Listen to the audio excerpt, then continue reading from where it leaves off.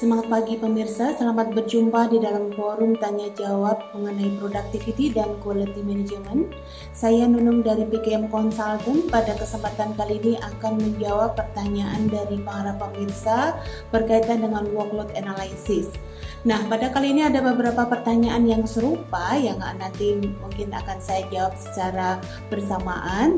Ini dari Bapak Ardila Nur Cahyo, Bapak Ari Nugroho, Bapak Jasrin Ibrahim, Bapak Muhammad Ari Purnama Aji, dari Bapak Kahar Kurniawan, Ibu Liliana, kemudian Bapak Nur Budi Rahman, Bapak Ricardo Panjaitan, dan Bapak Sumhartono, dan juga Pak Yopi Yulian, Bapak Prayitno, dan Bapak Zul Kurniadi. Ya, pada prinsipnya menanyakan, adakah cara yang efektif melakukan mula kalau saya di industri manufacturing, kalau saya di industri service, kalau pekerjaan saya untuk pekerjaan yang sifatnya administratif, pekerjaan saya adalah di bagian humas dan sebagainya, ya. Nah, Bapak Ibu, pada prinsipnya di dalam melakukan workload analysis itu kita menggunakan template yang sama untuk berbagai bidang industri. Nah, yang membedakan di dalam workload analysis adalah kegiatannya. Nah, bagaimana kita mendefinisikan suatu kegiatan untuk masing-masing bidang industri yang sangat berbeda? Sekali lagi kami selalu ingatkan kembali bahwa bola diawali dengan mengidentifikasi target organisasi dulu dari level organisasi. Nah, kemudian setelah kita ketahui target organisasi, target itu kita jabarkan menjadi proses bisnis di level organisasi. Kemudian diturunkan lagi ke level proses yang lebih rendah sampai ke level individu. Dan kemudian dari sana baru kita bisa jabarkan ini untuk jabatan A, untuk jabatan B, jabatan C, atau untuk proses A, proses B, Anda bisa duplikin di sana. Nah, nanti misalkan kita sudah menetapkan ingin mengetahui beban kerja suatu jabatan, entah itu di manufacture, entah itu di services. Nah, setelah kita tadi jabarkan aktivitas dari proses bisnis, kemudian nanti kita akan identifikasi aktivitas itu apakah tergolong aktivitas yang sifatnya utama, yang menunjang pencapaian sasaran organisasi yang biasanya tercantum di dalam job desk atau penjabaran dari proses bisnis. Ada juga kegiatan yang sifatnya kegiatan penunjang. Penunjang itu biasanya kalau kita lakukan akan menunjang pencapaian kinerja organisasi. Misalnya kegiatan improvement, kegiatan belajar, kegiatan training itu termasuk kegiatan yang sifatnya kegiatan penunjang. Nah, selain itu, kita di dalam bekerja juga ada kegiatan yang harus kita perhitungkan juga, itu adalah kegiatan lain-lain. Misalnya, kegiatan menghadiri family gathering, menghadiri ulang tahun perusahaan, itu tidak ada di job desk, tetapi harus kita alokasikan juga.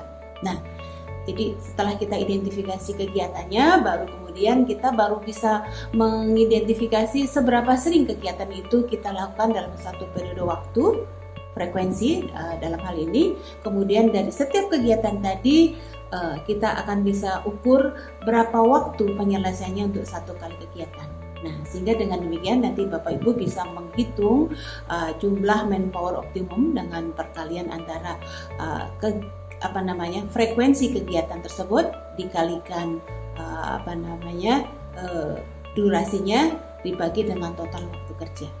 Dan yang pertanyaan yang kedua itu dari Bapak Dani Nugraha yang menanyakan adalah bagaimana perhitungan WOLA untuk posisi manajerial di mana kegiatannya adalah tidak bisa dikuantitatifkan karena bersifat project, ya.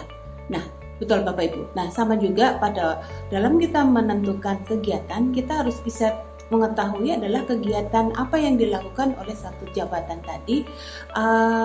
Kalau kegiatannya sifatnya project, tinggal kita jabarkan lagi. Project itu bisa kita kategorikan project yang skala besar, skala medium, ataupun skala yang kecil.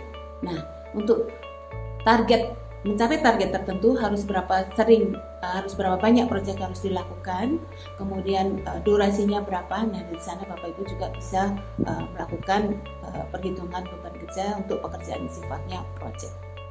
Oke.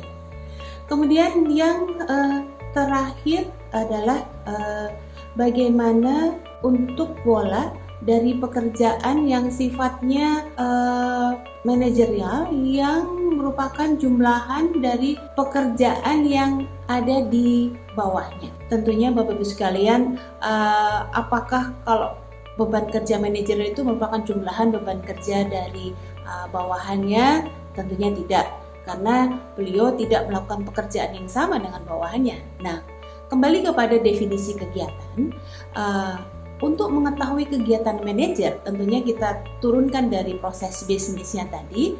Nah, di setiap proses bisnis tadi, role-nya apa? Nah, role-nya apa itulah yang ditulis di dalam kegiatan dari manajer tadi. Nanti kita petakan di setiap tahapan proses bisnis, role-nya apa? Oh, role-nya misalkan dalam kegiatan adalah membuat PO, beliau adalah role-nya adalah mereview PO. Dalam kegiatan pengiriman produksi, beliau kegiatannya adalah memastikan seluruh persyaratan dokumen untuk pengiriman produksi sudah dipenuhi, ya. Nah, jadi dengan demikian manajer nanti bisa diketahui bobotnya itu dari durasi waktu yang dialokasikan untuk setiap aktivitas yang dilakukan, yang tentu saja bisa saja berbeda dengan bawahannya.